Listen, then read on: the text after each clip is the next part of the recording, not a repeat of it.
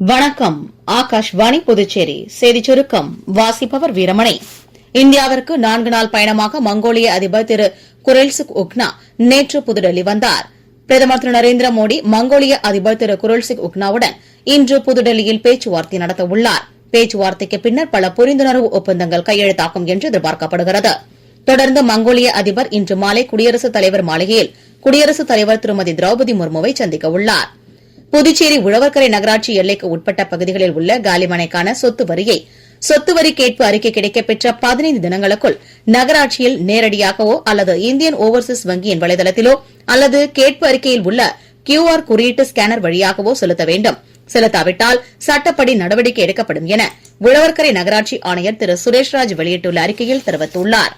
புதுச்சேரியில் மகளிர் சுயோதவி குழுவினர் மற்றும் வேளாண்சார் உற்பத்தி குழு உறுப்பினர்களின் உற்பத்தி பொருட்கள் அடங்கிய 5 நாள் தீபாவளி அங்காடி மற்றும் கிராம சந்தை அரியாங்குப்பத்தில் நேற்று தொடங்கியது. புதுச்சேரி வில்லியனூர் தானியங்கி துணைமின் நிலையத்தில் பராமரிப்பு பணிகள் மேற்கொள்ளப்பட இருப்பதால் இன்று காலை 9 மணி முதல் மதியம் 2 மணி வரை GN பாளையம், நடராஜன் நகர், வெண்ணிசாமி நகர், தக்கக்குட்டை, VIP நகர், திருமலை தாயார் நகர், செல்லம்பாப்பு நகர், மூலக்குளம், உழவர்கரைப்பேட், அரும்பார்த்தபுரம், கமலம் நகர், ஜெயா நகர், கேப்ரியல் நகர், தட்சிணாமூர்த்தி நகர் மற்றும் அதனை சார்ந்த பகுதிகள், வில்லியனூர் இண்டஸ்ட்ரியல் மின்பாதை, கணுவாப்பேட்டை மின்பாதை மற்றும் அகர மின்பாதை நுகர்வோர்களுக்கு மின்தடை ஏற்படும் என மின்துறை அறிவித்துள்ளது. டென்மார்க் ஓபன் 2025 பேட்மிண்டன் போட்டி இன்று தொடங்க உள்ளது.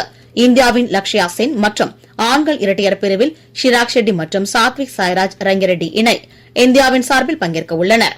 மேலும் ஆண்கள் ஒற்றையர் பிரிவில் சென்னுடன் ஆயுஷ் ஷெட்டியும் பங்கேற்க உள்ளார். இத்துடன் இந்த செய்திச் சுருக்கம் நிறைவு பெறுகிறது.